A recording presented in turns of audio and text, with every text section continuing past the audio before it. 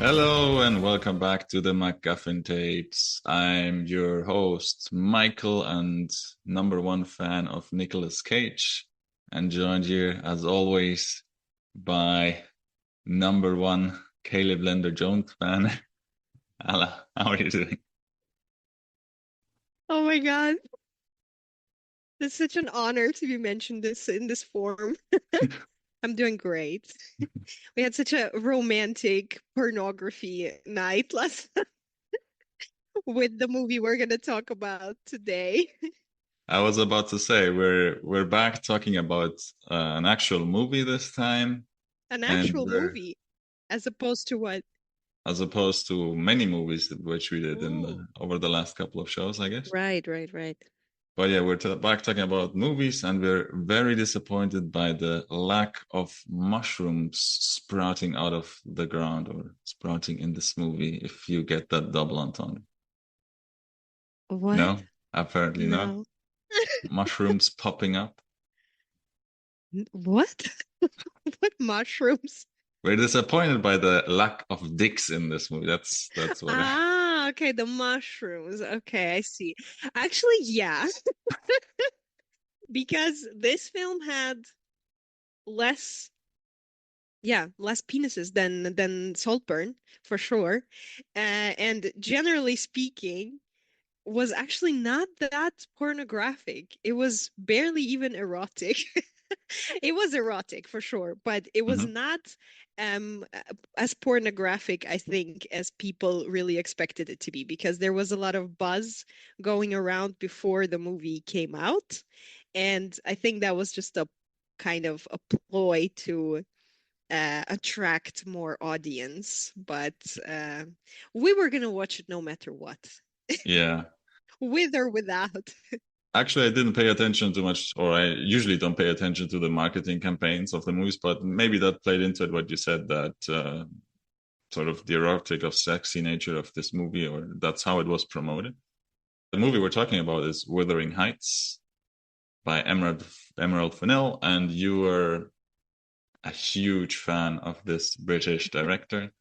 I don't know if we mentioned her in our last episode. Maybe it was after the I show. I don't think we have, yeah. I we definitely talked about it. So around the topic of our favorite films and about the topic of our influential films, her name definitely appeared in the discourse, but she's a relatively new director. She has been, well, I mean, when was Promising Young Woman released? 2020. So, I mean, that was her first feature film. So I think it's a bit early to speak about influential films for like us personally in the context of Emerald Fennell, but she's for me definitely up there. Yeah, I also enjoyed Promising Young Woman very much, especially the aesthetic of that movie, those colors that's used very what would be the appropriate word to describe those colors? Like Vibrant, flamboyant. yeah, I guess it was lots of pink Yeah. and like these sort of light, not turquoise or Pastel. Uh-huh. Yeah, I think there were both pastel and neon pastel. colors. Yeah. Like it was a bit of everything. Actually, it would be interesting now that this was the third film by Emerald Fennell we have seen. Would be interesting to go back to Promising Young Woman and rewatch it, knowing what we know now about her kind of style and things she likes to do and the colors and everything. Kind of with all that knowledge, watch Promising Young Woman again because it has been a while now, about 6 years, I guess. But yeah, this I also really like this film, and obviously I can never stop mentioning Saltburn, my Hmm. favorite film ever. Well, at least in the recent years, a film that really captured my attention, and everybody else is on the internet, but for the other completely different reasons. Yeah, I also enjoyed Saltburn quite a lot. I don't remember if that movie had those very striking colors that the first movie had. But yeah, what I wanted to mention as well is that she always has some provocative elements in her movies. I guess in Promising Young Woman, it was more in terms of writing and the ending of that movie. And in Saltburn, I guess the writing as well, but I guess also like how some scenes are established or set, like well, the sex scenes, but not sex scenes. Like the I think there was that bathtub scene Oh in yeah. Saltburn. Yeah. Well, I mean, technically, there's only about two sex scenes involving the main character, I mean. Hmm. But actually, this is interesting because this interview, we watched an interview with Emerald Fenell while we were preparing for this podcast, and there she talks about the provocative content. And I thought this was very interesting, the way she talks about it, first of all, the way that we perceive provocative scenes, and the way that she opens Wuthering Heights. I thought there is a great connection to it, and just the way that she plays with the audience and the way that she kind of utilizes this means of like attracting you and creating scandal around it, and then you see the actual thing and you're like, oh well, but yeah, well actually it's not really it's not really anything crazy like that. And so yeah, I don't know, do we want to start discussing, do we want to get in straight away to the plot and Yeah, yeah, I guess so. We can get into the movie.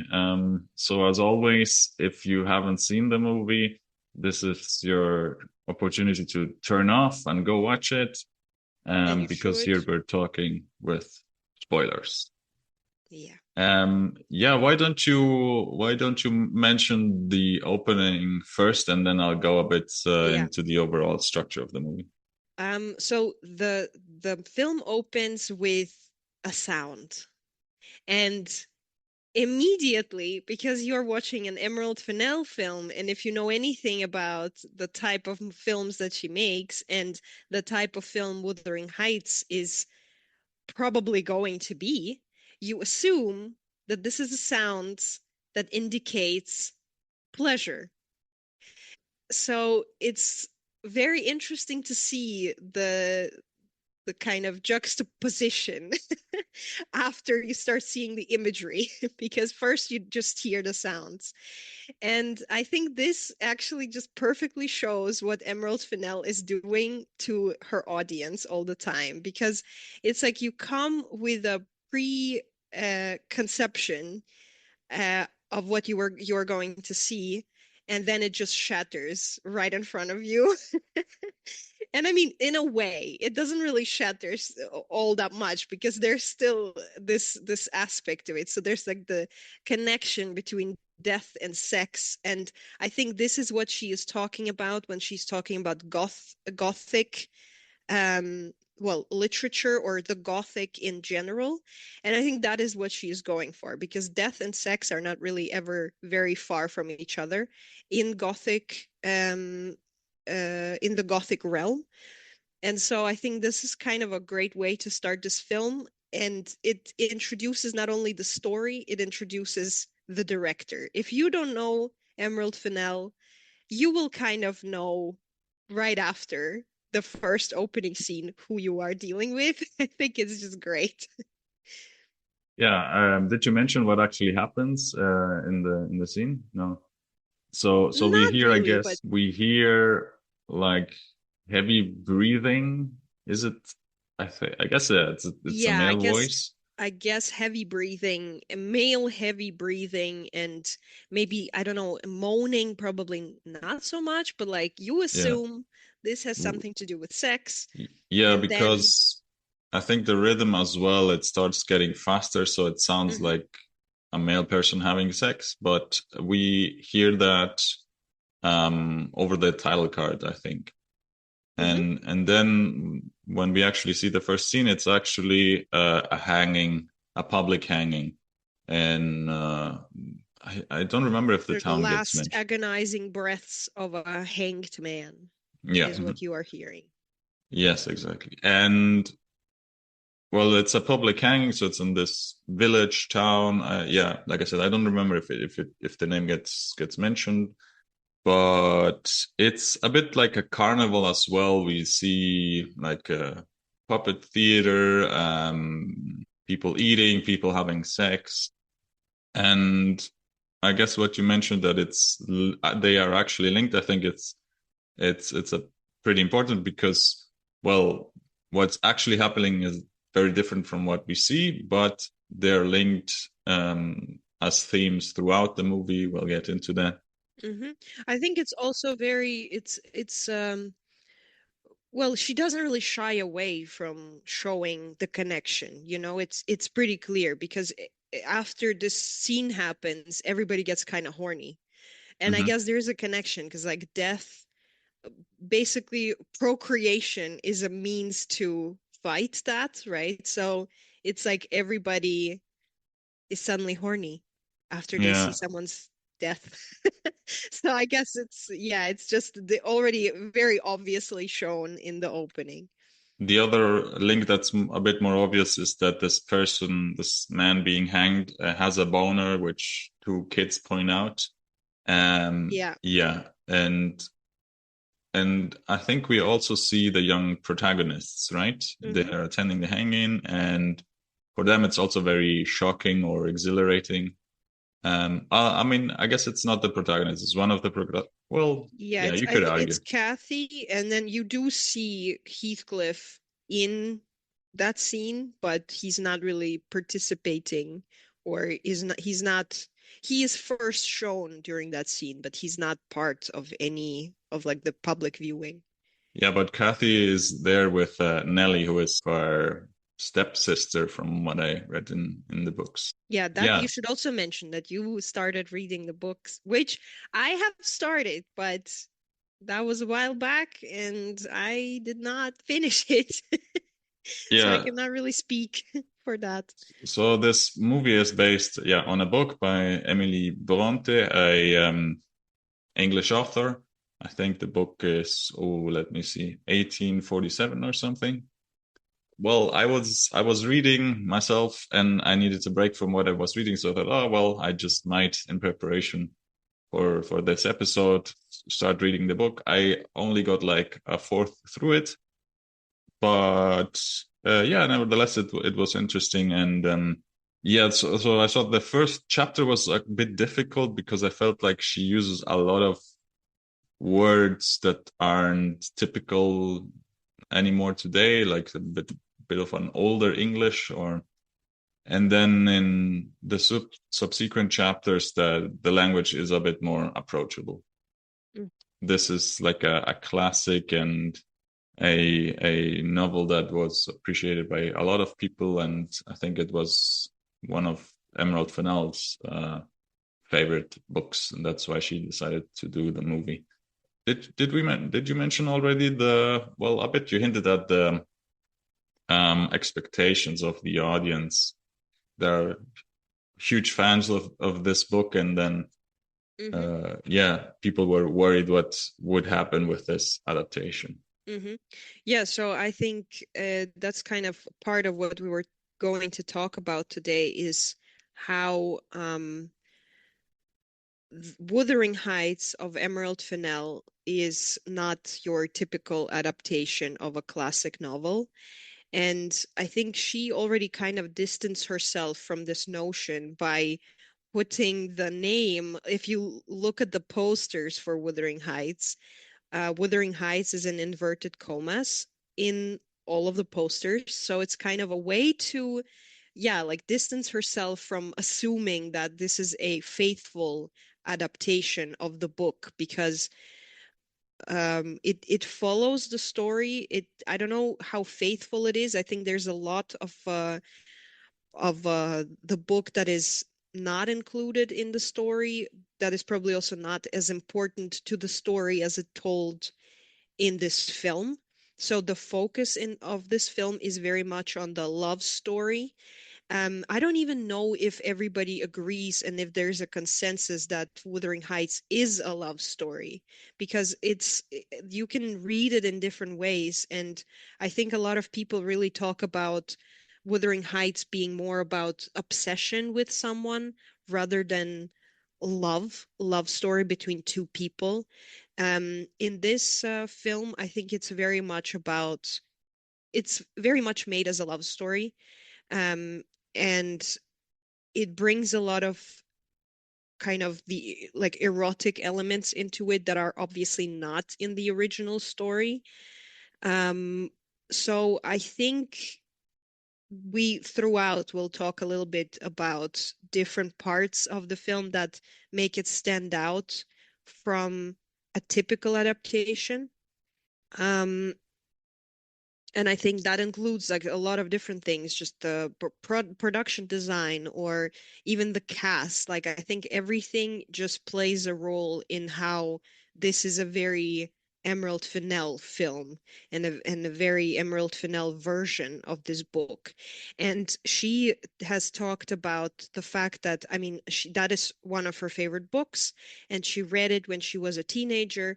And I think what this is very much a kind of a version of this book that plays out in a 14-year-old girl's very hormone, induced story that is happening in a 14-year-old's head while she's reading this book.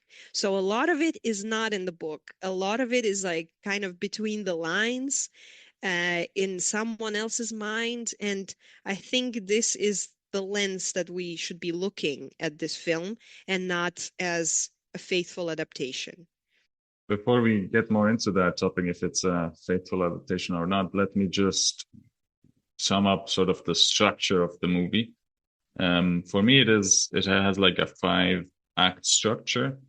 First, it's about the childhood of the two main characters, which are Catherine, and Heathcliff, who live in this house, which I guess is the house called Wuthering Heights.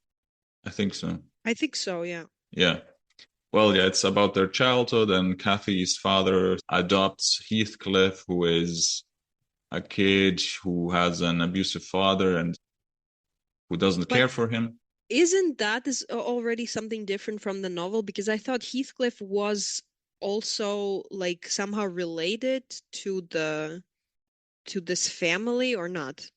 I don't remember that. What I do remember is they mention his appearance, that he has sort of a mixed appearance and darker skin and Yeah, black so hair I and think eyes. initially in the book at least there's an assumption that he is either a Roma Yeah, or partly black, possibly. And this yeah. is, I think, plays a role also for our discussion in terms of casting, but we will Hmm. get back to it. Yeah. So yeah, first act is their childhood, their adventures. Then we get to sort of their teen years, and then they get separated in the sense that, well, I guess it's not teens, it's a late teens, early 20s, I guess. When I think the end of that second act for me is when Kathy decides to marry Linton, and because of that, Heathcliff leaves Wuthering Heights. And then the third act is Kathy's marriage and her remembering and longing for Heathcliff and being very sad about that, but sort of slowly coming to terms with her marriage and her new wealth. But then Heathcliff returns in the fourth act, and he now has acquired some wealth himself and actually buys Wuthering Heights from Kathy's dad. And then they, I guess, start their romantic relationship because they admit to each other that they love each other. Well, I guess Kathy has this romantic relationship outside of her marriage. And after that, they get sort of separated again because Kathy's actually with child, and she she says that she has to stop meeting Heathcliff in that manner, and well, and then they tease each other in different ways, but their separation eventually leads to Kathy being getting really lovesick, and well, ultimately she dies. Tragic. I really wonder though how much of this story is in the book, but because I haven't read it and you haven't finished it, I think we will just probably specifically be talking about the film and how it unfolded. If you know more, let us know your thoughts, where the book or the film deviates from the book, but I think we will just focus on discussing the storyline as it is laid out in the film. Yeah, and I wanted to say, so I read like the first fourth of this book, and I would say it is quite faithful. I guess it's faithful in the plot, maybe not in some of the dialogues we don't have in the book. And what else? Yeah, some I guess some events get shifted down the line a bit. For example, Kathy's father's death is quite early in the book. I think it's before she Mhm. even gets married. Well, Uh, that's where I think, because I think Kathy has a brother, right? I yeah, think that the too. Yes. characters of the brother and the father are kind of fused in the film. It's like Hmm. a little bit, it is this, it's one character, so it's adapted to kind of be more friendly for the screen because it's not necessarily a very central to the story that as Emerald Fennell is telling it. Hmm. And then what's the other difference? Yeah, I guess the other difference is structurally and how it is narrated. Because, well, like I said, I read up just before Kathy gets married. So it's mostly her childhood and teens. And we get the story is told via Nellie. So Nellie is telling the story to a guest of Wuthering Heights. I don't remember his Mhm. name, but it's a character who arrives there and stays there in Wuthering Heights, finds some books in the house, and starts reading about these people in the house, and then asks Nellie about. Well, he is curious and asks Nellie about them. So that is different for me. I don't know if it's essential, but for me, the essence of the childhood is still in the film. That well, that Heathcliff is very protective of Kathy, and that Kathy is very rebellious and speaks back to her father. So in that sense, I would say it's very faithful. I mean, not up like not to the letter, but I mean those Hmm. details that are left out for me, I'm fine with that. Hmm. Yeah, I agree. But you mentioned that there were for you this is not a faithful adaptation, or that it Emerald Fennell is doing her own thing. Yeah, you know, also while we were watching it in cinemas or in this cinema yesterday, we kind of were talking about um how many people are gonna leave. I don't think actually anybody left, interestingly enough, because it was very full. Hmm. And I kind of thought there were some interesting people because there were like a bit older people, mostly people were our age, I would say. But I was like, okay, those older people, I wonder what they will think. I wonder if they will be the ones leaving. But actually, nobody left. So I Hmm. think you really just should be informed about what kind of film it is. And I think it's not really like shying away from letting you know because if you look at the poster, first the inverted commas and then the poster is kind of reminiscent of this like the covers of those campy erotic novels that middle-aged women would read. I mean, maybe not even. Maybe you're reading those. I'm not, we're not judging. I would read that too. So the ones with like, this just reminds me of the scene in 10 Things I Hate About You, their principal was writing one of those, and this kind of quivering members and all this kind of wording that they use. So this is the type of poster, and this is the type of imagery that this poster is trying to invoke. And I think this is already kind of introducing you into what you're going to watch. And also, if you just look at the production design and the costumes, I think you shouldn't really have any doubts left about it being just a version, and not a kind of a faithful period piece drama that it could have been, you know? The costumes are very much made for modern audiences. It kind of reminds me of Bridgerton a little bit, where everything is also just very much adapted for audiences now, and is not really has nothing to do with the morals and the general vibe of of the novel. Um, and yeah, I think this, I don't know, do we want to focus on that? Because we had a lot of thoughts on production design and costumes as well. Yeah, we can get into that. Just I wanted just to add two things that well, you mentioned the audience yesterday, and yeah, I was actually quite surprised that well, it was very pleasant. There were a couple of laughs that were cool, and but everyone stayed. And yeah, yesterday was Valentine's Day, so there were lots of women, but and couples and stuff. Hmm.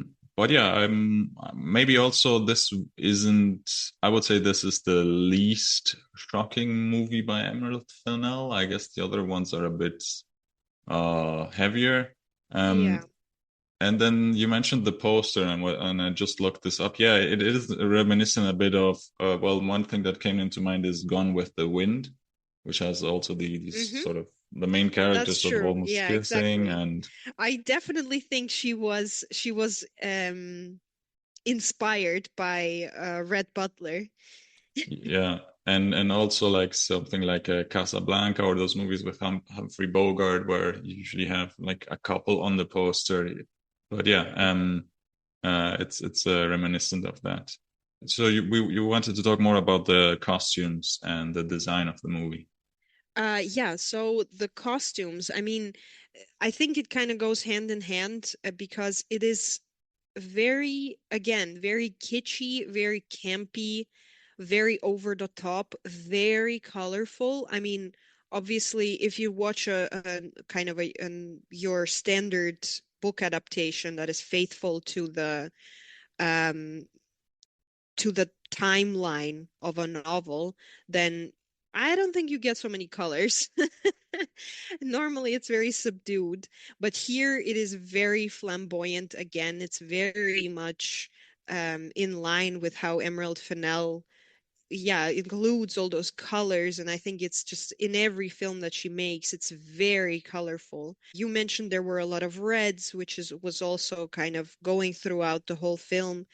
Um, but if we break it down, um, talking about production design, so we have kind of two sets. We have the set of Wuthering Heights that is very gothic in its nature. It's kind of the estate itself is made of, I don't know, it's covered in tile, which is very interesting, an interesting choice. I mean, I don't think there were a lot of houses covered in tile back in the day. It's just very, you know, specific for this film. And the second one is I don't remember actually how the Linton's estate was called, but yeah, the estate of the Linton family that is again very colorful and beautiful and very baroque, and yeah, in comparison to Wuthering Heights, that is very dark and gothic, and a bit intimidating. Yeah, that's a good point actually. So maybe here you can see Emerald's influence is mostly in like you said, in the Linton estate, and I guess it's particularly when Kathy is getting married and getting used to her new wealth. Yeah, and then you can see she's It's trying. probably from the third on, according Yeah, to your yeah. breakdown. So she's trying on different dresses, and yeah, there's this the different rooms they have in the house. Particularly, what comes to mind is that sort of fireplace with those hands above the chimney, or the doll house that Isabella makes for Kathy. So yeah, that's I guess more Emerald, and then Wuthering Heights is more Emily Brontë, and which is yeah, what just came to mind. Well, it came to mind in regards to Jacob Elordi's outfit once he returns from, I guess, from his travels, and that coat he has reminded me a lot of this painting. This painting by Caspar David Friedrich, this Wanderer Above the Cliffs or something. This painting gets mentioned a lot on this podcast. Yeah, that's We just, already mentioned it in Dracula, I guess. In Nosferatu. Nosferatu, yeah. But I guess the novel is gothic and has this romanticism influence, and yeah, mirrored in Wuthering Heights, which is sort of more in nature, and in that case, we also get more shots of them sitting in those, what are they called? Not those cliffs or those vistas, or and on the other side, the estate where they are mostly indoors. So that's a very classic theme of being trapped versus being out and living out your romance in nature. I guess here I can add something. It's also reflected in the music a bit, although I don't know. I would have to double check.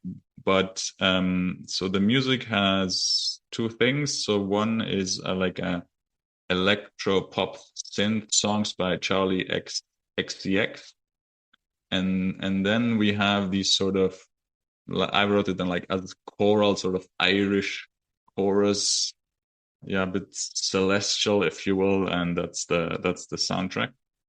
I thought that we have the electro pop synth in those acts or scenes where they are apart, where they are where they're suffering. So for example, when Kathy is first married, and she's remembering Heathcliff and crying about Heathcliff. And then the chorus we have more when they are in nature and when they're together, sort of after Heathcliff's return. Interesting. I haven't noticed that, but I think that's could be. I really liked the first when the this Charlie XCX song that got very popular now. The first song that you hear in the film, I really liked how it just blended into it, and then you just like you are introduced to the area and you're shown Wuthering Heights.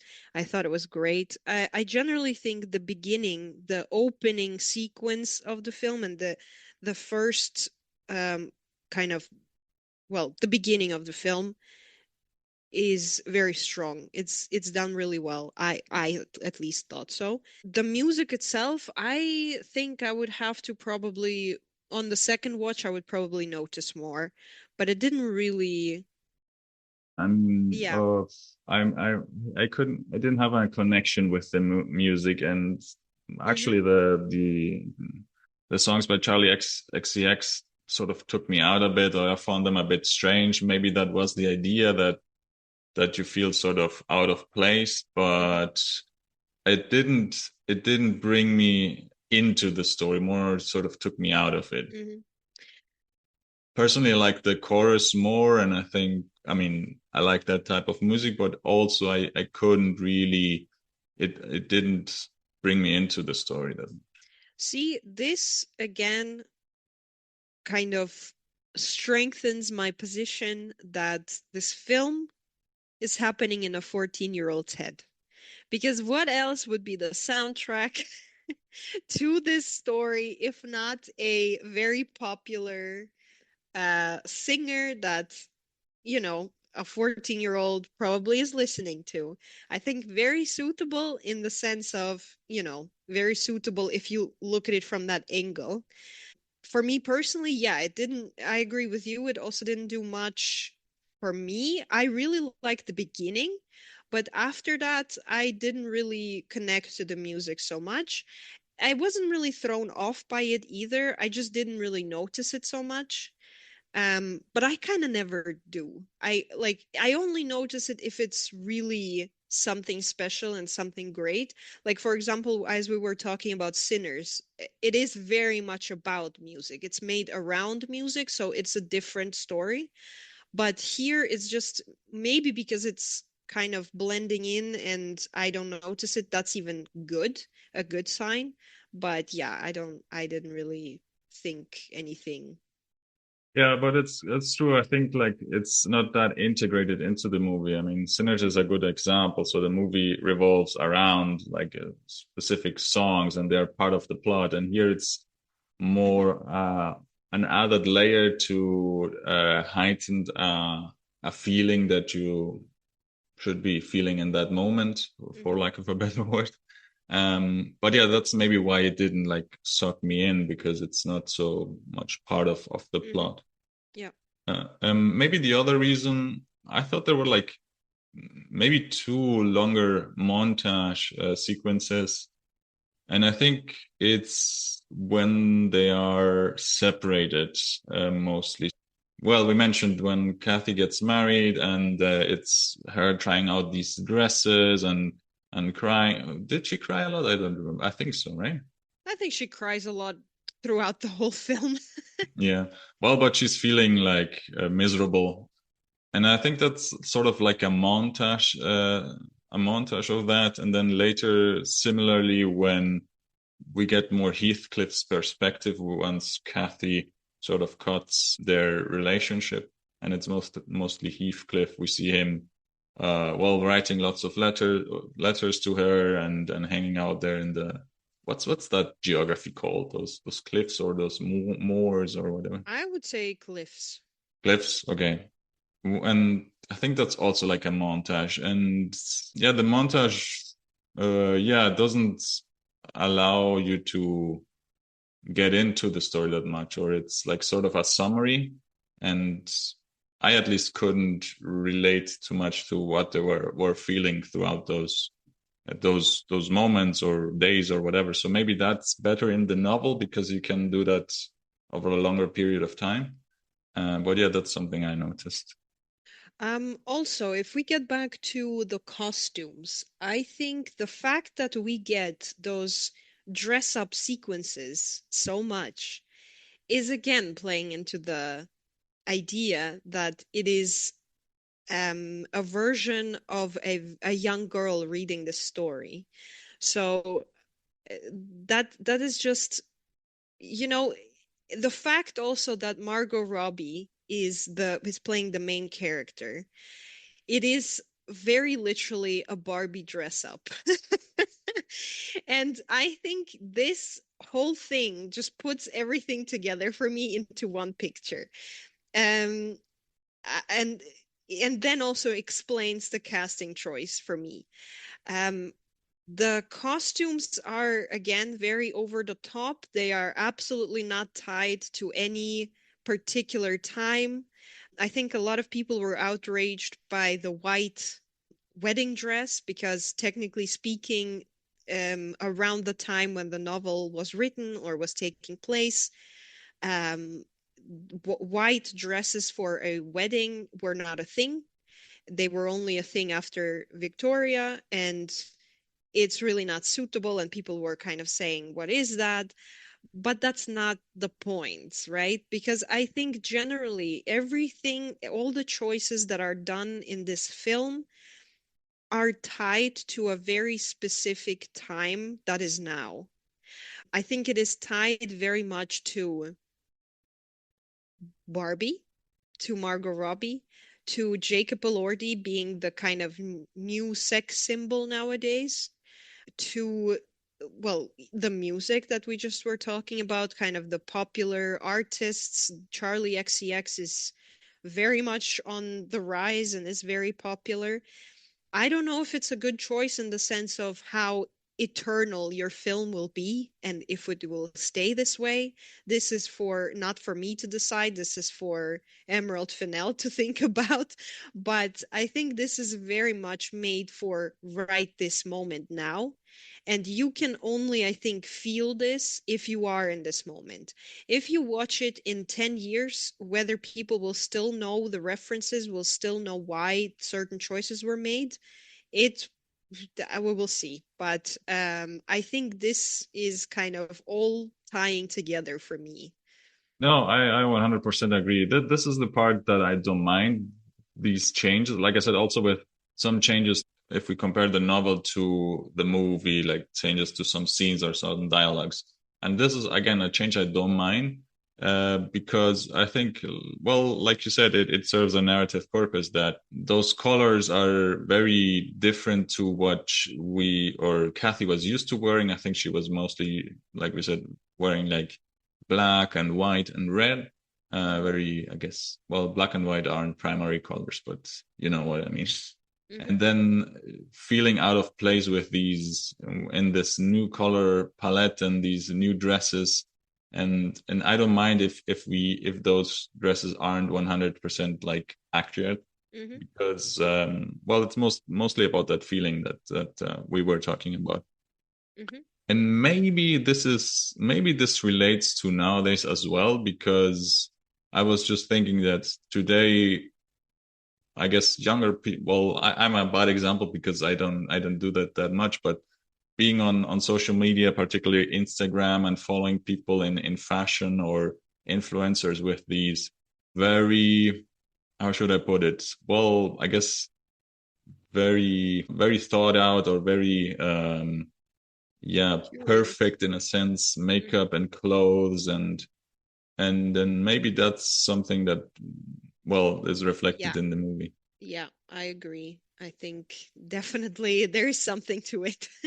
versus being well, so sort of that is more artificial, like what we Mm-hmm. see on the web and what we see in when Kathy gets married, versus being true to your feelings, I guess, and following your impulses, and I guess being a bit simpler, which is her love to Heathcliff, I guess. Mm-hmm. Hmm. Interesting. Yes. I guess now it's time that I drop my that we talk a bit about casting and then I drop my Oh, thoughts on Margot all Robbie. right. Well, Let's get actually, there. let me start with a question. Mm-hmm. When was the last time Margot Robbie had good chemistry with her on-screen partner or lead? Wow. Okay. To be honest, I don't notice it so much. Like, I only notice if something is wrong, which is, I guess, the right way to judge, right? Because if nothing is wrong, you don't notice it. So tell me where was even Margot Robbie? I would have to look at the list. All I can think of now is Wolf of Wall Street. Yeah, yeah. Wolf of Wall Street. Well, Barbie we mentioned. I have not seen Barbie, I have to Uh, admit. So I okay, cannot talk. Babylon. Babylon, I generally don't like. I Hmm. think, and I actually, as the film was opening, I was scared. Like I had this moment where I was like, please God, just don't let this be another pixie dream girl thing that was the same as Babylon, because that was awful. Thankfully, it was not, at least not for me. I think you have a different opinion. Um, Yeah, I don't know if she did. Well, those are the examples I can think of in terms of where she has a sort of romantic relationship. I mhm. mean, she's also very well known for playing Harley Quinn, right? In sort of the comic Yeah. book films. I guess what I noticed with Margot Robbie is that her roles, she always plays her own character, or she's on her own, or she's very independent, or Mm,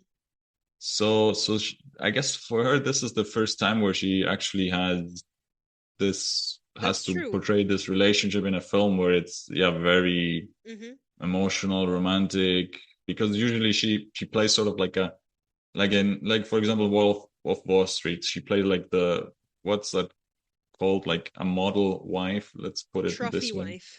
trophy wife exactly.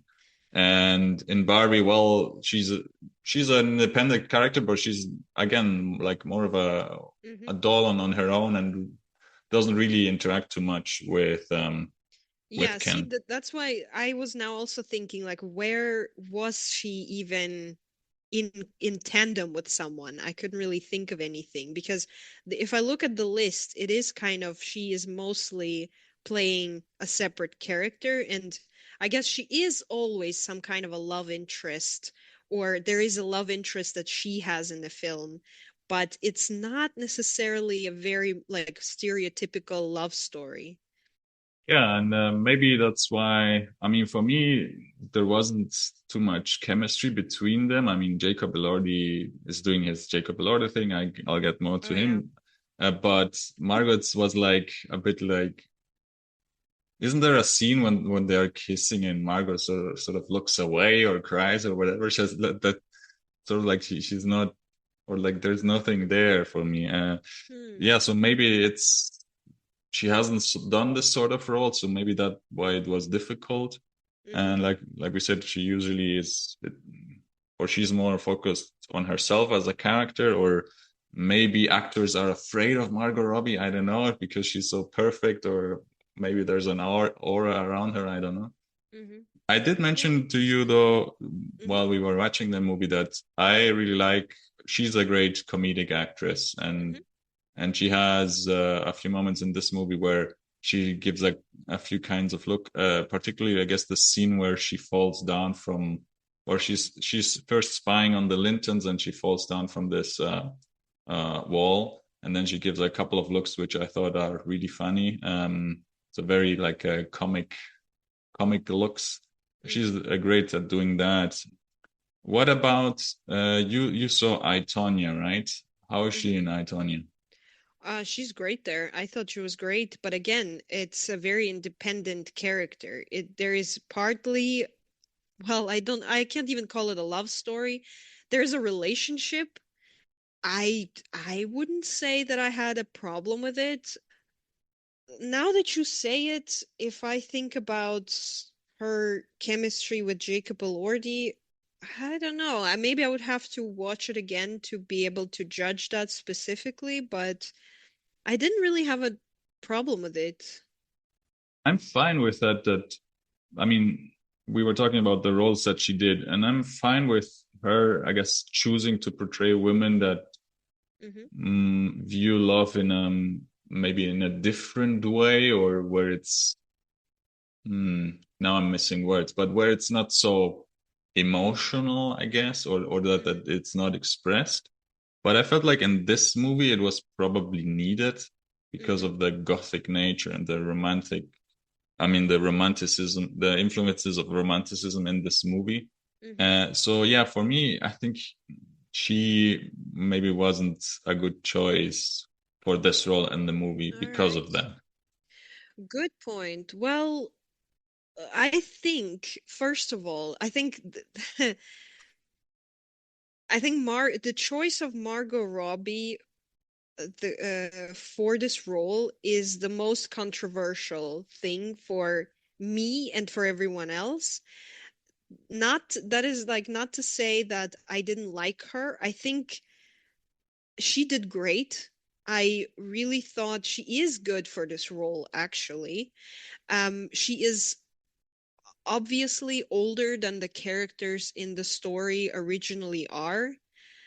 But I think, again, just to go back to my point before, you have to look at it as a general cultural, like a broader cultural phenomenon in which we live in, where Jacob Elordi is the default love interest and kind of everybody's wet dream. And that is the amount of evidence that we have to support that is overwhelming, because every single film you watch where Jacob Elordi is playing, he is coveted by everybody. So that is very obvious. But that is still a bit, how should I say it? Like, Margot Robbie is in a different category from that. She is older in comparison to, well, even Jacob Elordi. There are actresses that are, I would say, just as well known, just as well, attractive, that are younger in a more younger category. I still think this definitely has something to do with Barbie. This definitely has something to do with Margot, again, also being kind of this default beauty, that is now in everybody's mind. If you think about a beautiful Hollywood actress, and that is probably the reason for that choice for her casting. I don't even think that it disturbs me all that much that she is older. She looks great. Like, I mean, it's not like she is old, right? She is older than the original characters in the story. She is still very much like a young actress. But yeah, it is a controversial, one of the most controversial things about the film, right? The casting of an older actress.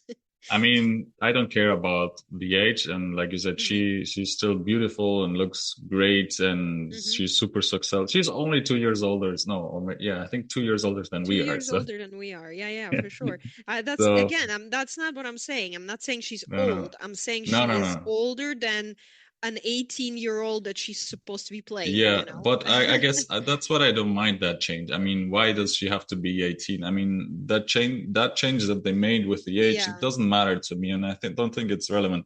But what is relevant for me is what I said, that the roles that she did, she Hmm. usually played these characters that are sort of like, especially in Barbie, those models or those trophy wives, or like Harley Quinn, that comic book character where I guess you have those very physical performances in the sense what how you transmit them, like winks of eyes or whatever, and the way she cries. I get in Babylon there's a scene Hmm. where she cries on the spot, and those sort of things to me are like more superficial in acting, which work for those roles that I just mentioned. But in this one, I feel like you need a different approach where I don't know, I didn't feel like an honesty coming through it, Hmm. which I did feel from Jacob Elordi. I do think she works in this role because what you said, that she is sort of, again, the image of beauty lots of people have, I guess, and Hmm. casting directors as well, but audiences as well.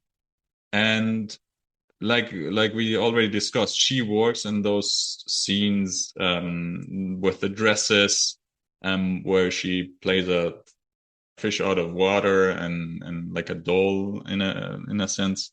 I also really liked her when she was playing actually the younger Kathy, where she was a bit more rebellious and stuff. Hmm. So that's I felt like, oh, that was more honest, and the way, I don't know, she spoke and transmitted that rebelliousness and capriciousness.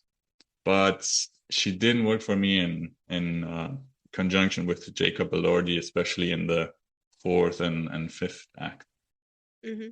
Well, but I mean, a lot of the story is happening a bit more independently, right? It's not like they are always connected to each other. It's not like there's always a physicality between them. So I can see your point. Well, it's hard to say whether that's intentional though, or if that was something missed. Yeah, I mean, I don't know if I'm watching a love story, which this is supposed to be, I guess, Yeah, and which I that guess you is met. supposed to be. That is so sad that you should word it like that. Because hey, you have to think of it. I grew up in Latin America. I'm Latino, if you will. And we watch so many telenovelas. So you Yeah. have to give me some drama and you have to make me feel it and give me some of the good stuff because here I Yeah. didn't feel it. And I know you were disappointed with the feelings, and I must say though, something that I would like to mention is that I loved the scenes between the kid versions of them. That was totally. amazing. Yep. And there, I think you do get what you Yep. don't get in the older versions. And so there, I do agree that it could have been probably better. Yeah, no, the kids are great. I mean, here we have one of our favorites, Owen Cooper, who we talked Yes. about in Adolescence, who does a great job. And what was the girl's name again? Charlotte Mellington. That is, she is playing the young version of Kathy, and that is Mhm. her first role in a feature film. She's also great. Plays this like very opinionated young Hmm. girl and very rebellious. So yeah, the kids are And great, I think. I guess a little bit kind of posh as well. She still is kind of this. Well, I mean, they are more upper class adjacent or aristocracy adjacent Mhm. family, right? Because they are kind of on the poor side, but still she is kind of, has this character as if she is aristocracy. Owen Cooper is perfect because yeah, he brings that intensity that's a different kind of intensity a bit that Jacob Elordi has. But yeah, he has this intensity to him, especially when in these outbursts that he has. There are a couple of outbursts, I think, when he's trying to learn how to read and he isn't able to. That's something we saw in adolescence Hmm. as Oh well. yeah. I have a theory that I mentioned to you, Ala, which is unconfirmed, but I think that Jacob Elordi and maybe Margot Robbie as well inspired their performances a bit and their accents on the kids' performances. At least I was mentioning to you that I think Jacob Elordi sort of copies the accent that I think to me it sounds like Owen Cooper is doing his native accent. I don't know. You had some doubts about that. I mean, I don't know, but you can go on. Yeah, no, that's just what I wanted to say. That I think maybe Jacob Elordi and Margot Robbie saw the performances of the kids first, and then based their performances off of that. But I I have might be my mistaken. doubts there. I have my doubts there because it's still, you have to play the same character, right? It's not like you will be still the kids played the same character as the adult versions of them played afterwards. So somebody has to make sure. I'm sure there's a person working for the team that tries to make sure that this is consistent as well. Oh yeah, for So sure that as well. Yeah. Mhm. I don't know though if the accent was the same. For me at least, it was kind of a standard non-posh English accent. But I might be wrong. I think the original accent that Owen Cooper has is kind of somewhere in like North England.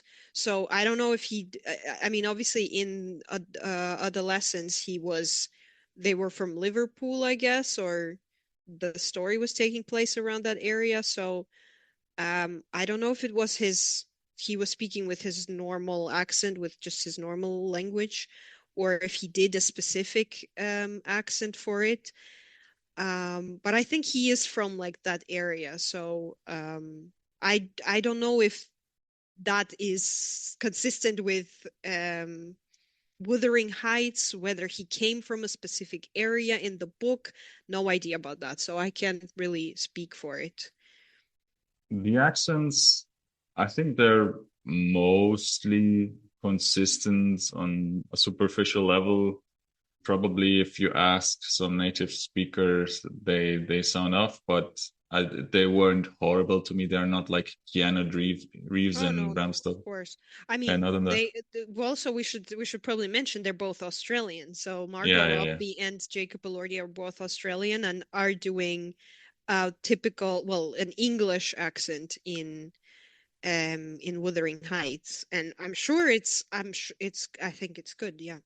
Oh, and what we forgot to mention is that actually that's their second and for Jacob and third for Margot Robbie collaborating with Emerald Fennell. I mean, Jacob Elordi played in Saltburn, Hmm. and Margot was a producer for Emerald's movies. So Yeah, maybe that's also why she joined this project. exactly. I think this definitely has something to do with that, and with the casting maybe as well. I think Margot Robbie was the first person to actually express interest in playing Catherine. It was not Emerald Fennell who approached her. But I'm sure there was there is a bit of a conflict of interest here, right? In the sense of like, how do you approach this? Who approaches who? And it's a bit of a sensitive topic because if you have been a producer for this director, um, you kind of do have the right of first dibs, I guess, if you want to. So yeah, it's a tricky position, I think, for everybody. I think one actress we didn't mention is Hong Chao, who plays Nellie. Hmm. I think she is, or her character is great and quite crucial for the developments in the story. I liked how she played the character. What I thought that her accent sounded a bit off sometimes, or that she just did like Mm. paid attention to the vowels, and it sounded the most non-English to me. But in general, her performance I liked. And then we haven't mentioned one of your favorite actors, and who is also very important for the themes and plot in this movie, Ewan Mitchell. Ooh. I mean, to be honest, he has a very minor role in this film, just like he did in Saltburn, to be fair. I really was hoping for more sex scenes with you and Mitchell, but unfortunately, there's only one. But I must say, this sequence of the sex scene between two workers on Wuthering Heights, right? Plus Kathy and Heathcliff, plus the sequence afterwards of Kathy kind of discovering a little bit the sexuality and the desire and attraction, all of that happening kind of within one sequence, and then the scene at the cliffs. I thought that was probably one of the better scenes in the whole film. Plus, I think the chemistry in this works really well between Kathy and Heathcliff. Yeah, 100%, 100%. Yeah, like I said, it's us. I mean, Ewan Mitchell has a small role, but it's that scene. I mean, the sex scene between I think his character's name is Joseph and Hmm. the girl I forget. Zilla, I think, Yeah, was, something like that. yeah.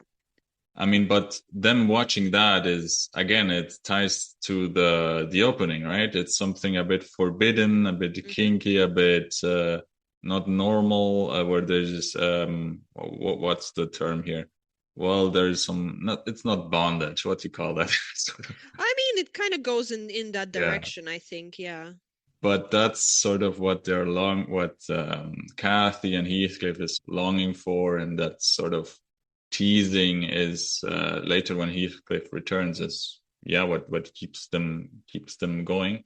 And I agree that so them watching that then so that it's sort of a forbidden thing, then Heathcliff covering her mouth and ears and lying on top of her, and then that triggering her sexual awakening Hmm. with some very suggestive visuals.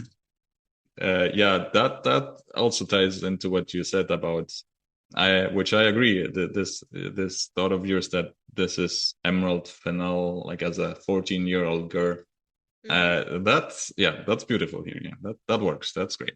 I think that was really a great scene.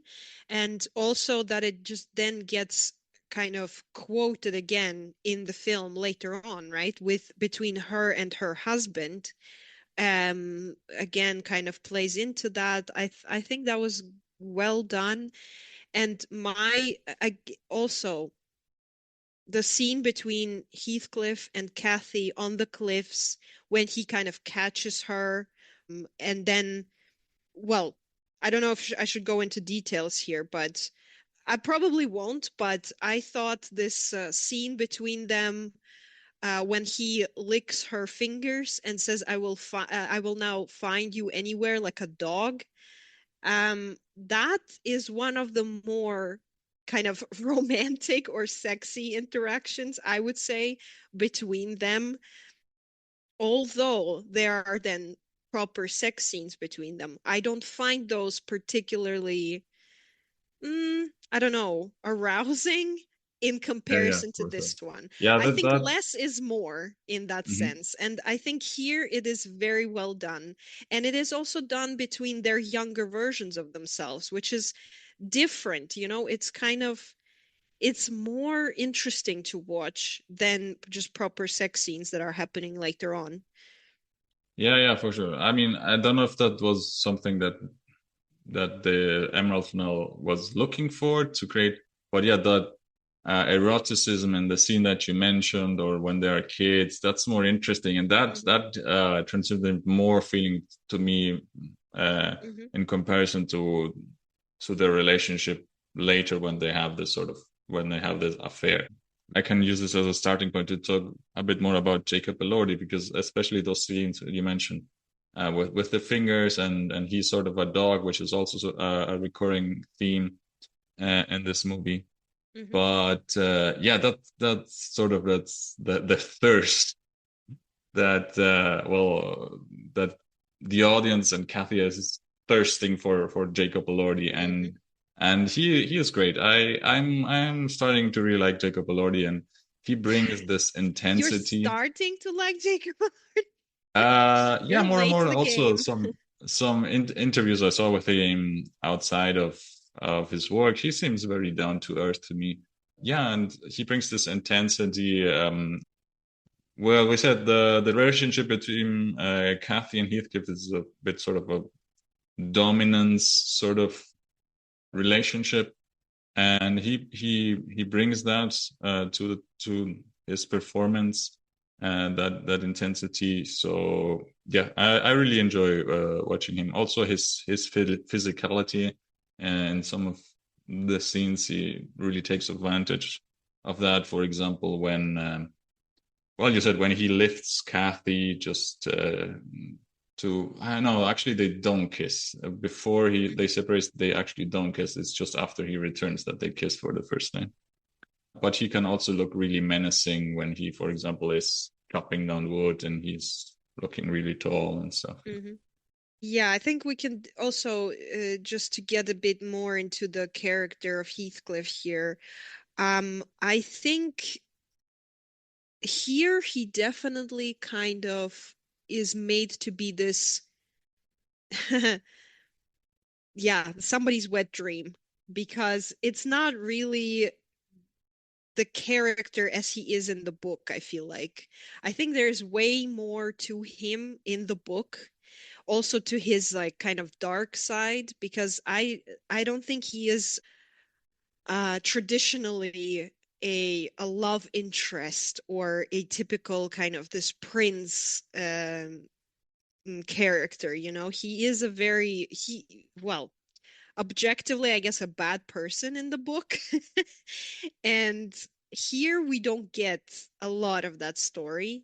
We don't even get the story and the explanation of how he is suddenly wealthy, which I'm sure is in the book. And I mean, here it's kind of just this side of him as a love interest, as this, yeah, the sex symbol, if you will. Um, and I think this is amplified by how he is. very Darcified in the last acts of the film, because he is uh, initially in the beginning, or in the in the second act, when they are kind of young adults. He is this scruffy guy who just works on the Wuthering Heights estate, and he looks completely different.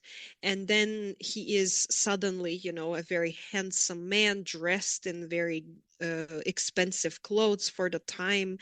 And he looks very much like Mr. Darcy, walking in the rain, in this coat and this kind of like wet hair. And at some point in the film, he is just perpetually wet.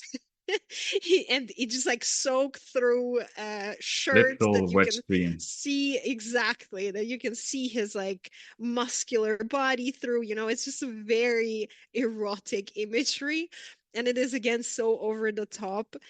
um I I can't really say that it annoyed me at any point, but I think at some point I did think, why is it raining quite so much?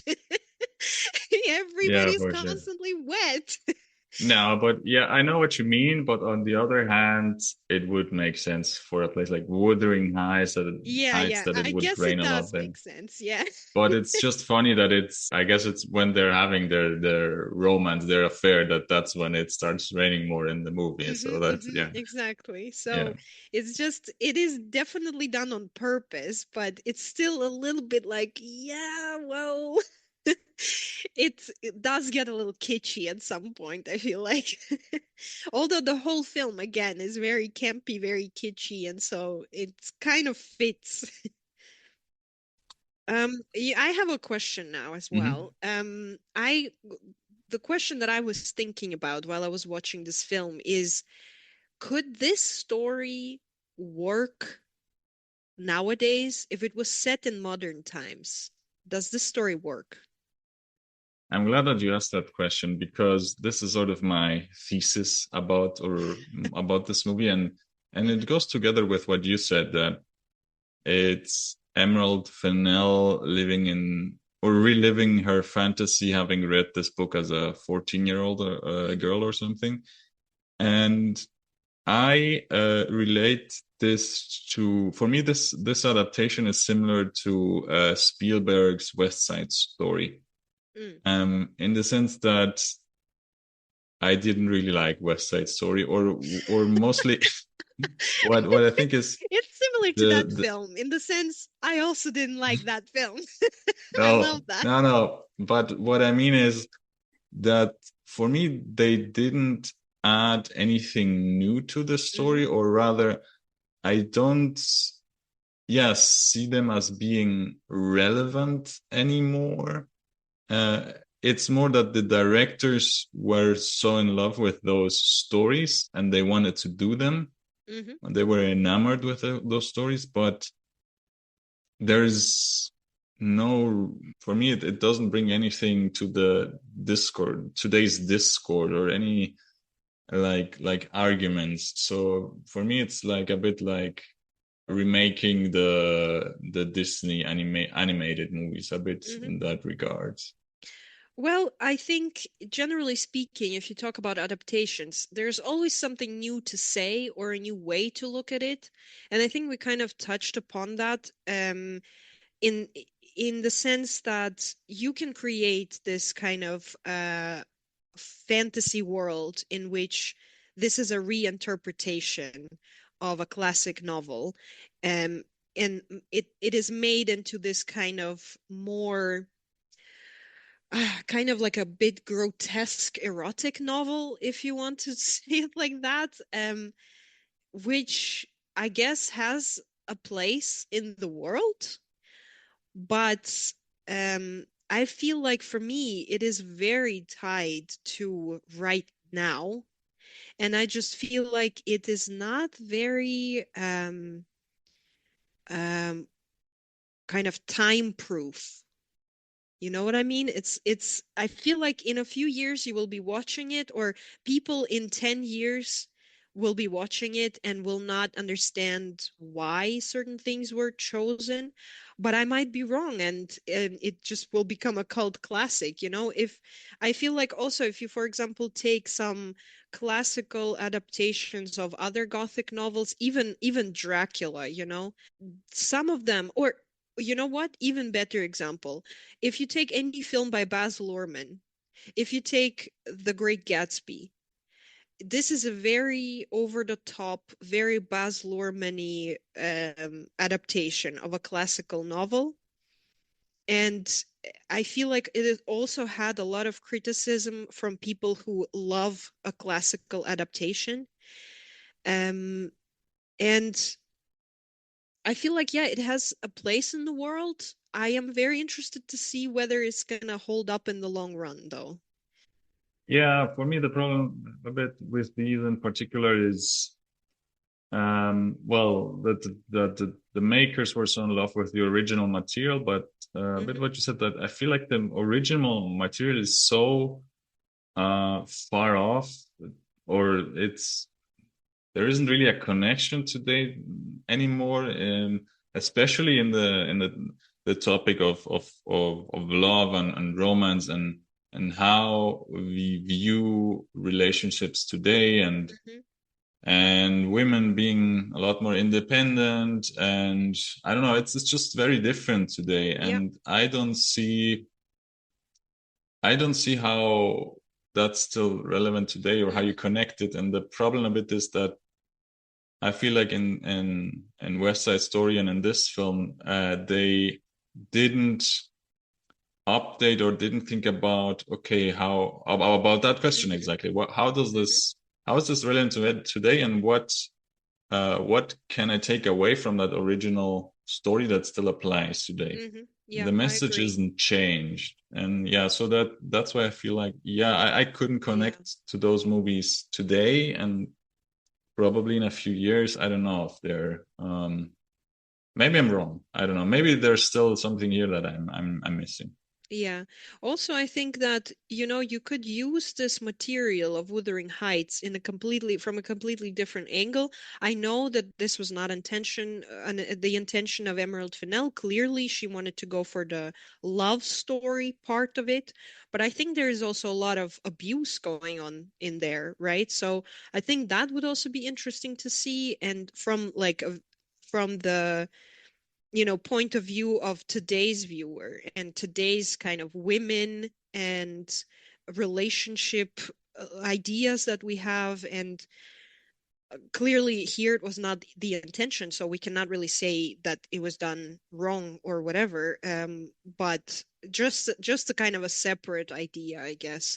But it does play into what you are saying, that the question is there anything that was Yeah. brought to the discourse in that sense? So back to what I was saying at the beginning, I think it's faithful in the sense of the the theme and the story. Maybe not some details are changed, and like we said, the forms are a bit different. But yeah, maybe I just sort of on off the top of my head, two examples of where this could have gone.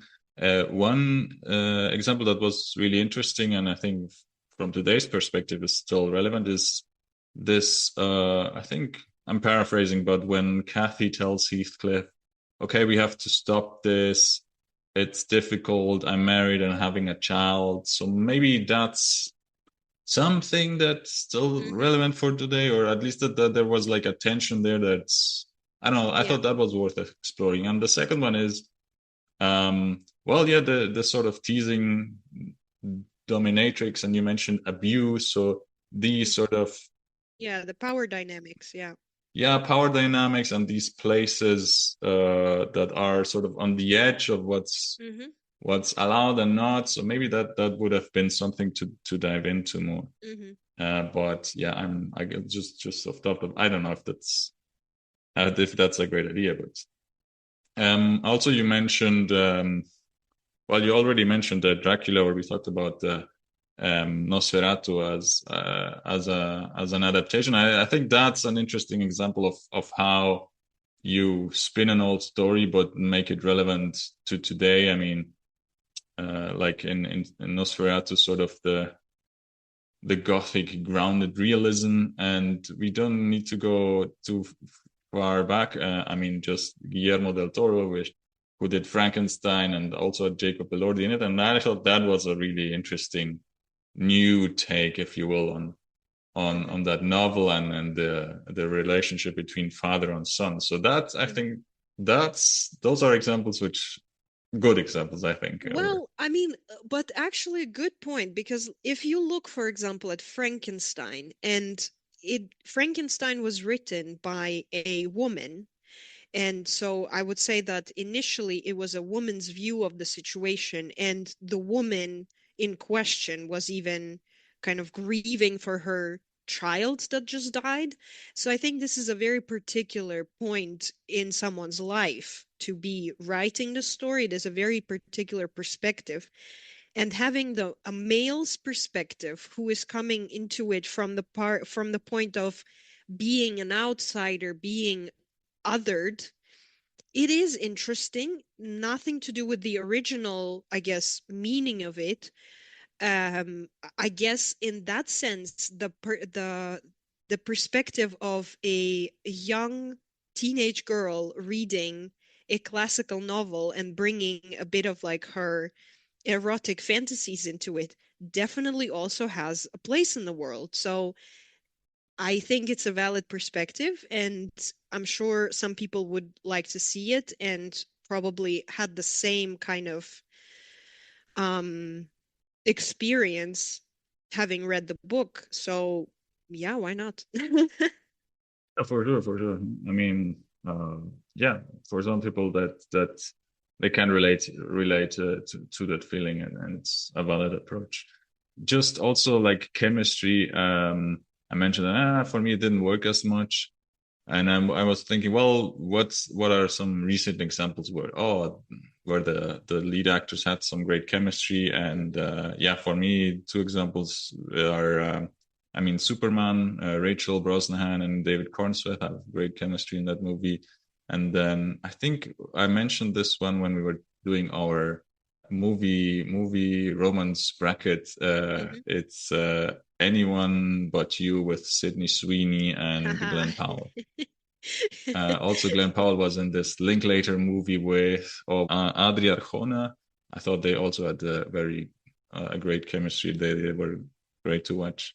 Oh, or another example that we talked about here on this show is my my doppelganger. And Zoe Kravitz. Yeah, with Zoe Yeah, Kravitz. I agree. That was That great. that was good. Closing thoughts, closing words. Closing thoughts. You know what I was thinking? I think if you mention all the things that you like about this film, literally somebody who doesn't like the film will mention the exact same things. And I think this is very interesting. I don't think I have seen that before. Um, but I think this again plays into the fact that this is just this particular version. This is exactly how she wanted it to unfold, and she doesn't want to appeal to everybody. So she just makes the version of the story that captivated her in the way that she wants to make it. And whoever likes it, and she is sure that there will be audience for it. And I think that's great how unapologetic she is about the films that she makes. Yeah. And obviously, I already said Saltburn for me is a perfect film. I am very much aware of the shortcomings that it has. It is not perfect in an objective sense, but for me personally, it was amazing. And I was glued to the screen. Um, with that said, I would say Wuthering Heights was my least favorite Emerald Fennell film so far. I was not as captivated by it as I was by her other films. I still enjoyed it very much. I wouldn't say that I didn't like it. That's not true. I enjoyed the film. Um, would I rewatch it? I probably would at some point, but I don't have the urge to rewatch it as I had with Saltburn. As we were leaving the cinema when we watched Saltburn, I was like, I need to watch it right now again. And unfortunately, we never had it here in the cinema, so I had Mhm. to wait till I could watch it at home. Yeah, no, I agree that you're right that this movie is still unapologetic, and I'm glad that Emerald Fenell stays true to herself in that sense, because all of her movies I like them. Yeah, for me, I didn't really have a connection with this movie. I really wanted to. I'm looking forward to her next projects, and when she writes maybe her own material again. Well, I guess the issue, but when I said that she's unapologetic, and either you Hmm. like it or you don't. It's Yeah. either a bit in that You sense. hate And it or you love it. Yeah. yeah, I like the first two. This one didn't work for me, but I guess it's still a great ratio. Let me just finish with something that I did like about this movie is the ending, in the sense that I liked that I think there is a heartbeat playing throughout the last moments, if I'm not mistaken, or at least I had the impression in the cinema. And then I love that it's a cut to dark after the last visual scene, and then we hear two or three notes playing in the dark, and I really like that. Hmm. So the ending, that's well done. Great. So these are our thoughts on Wuthering Heights in In inverted inverted commas. commas. I'll leave you with a quote of one of the greats, Ooh, or the the greats. greats. I would rather have one breath of her air, one kiss of her mouth, one touch of her hand, than eternity without it. One. Wow, wait. What? Who Did I is use that this one? great? Who is that great? The great, I mean, Nicolas Cage in Again? City of No, Angels. but where is that from? I would City not of imagine him Angels. saying that. That doesn't sound like a Nicolas Cage character at all. No, apparently, according to IMDb, this should be one of his quotes. Okay, thank you for listening. Let us know what you thought about the movie. On which side were you, on Team Allah or Team Michael? And catch you next time. Bye. Bye.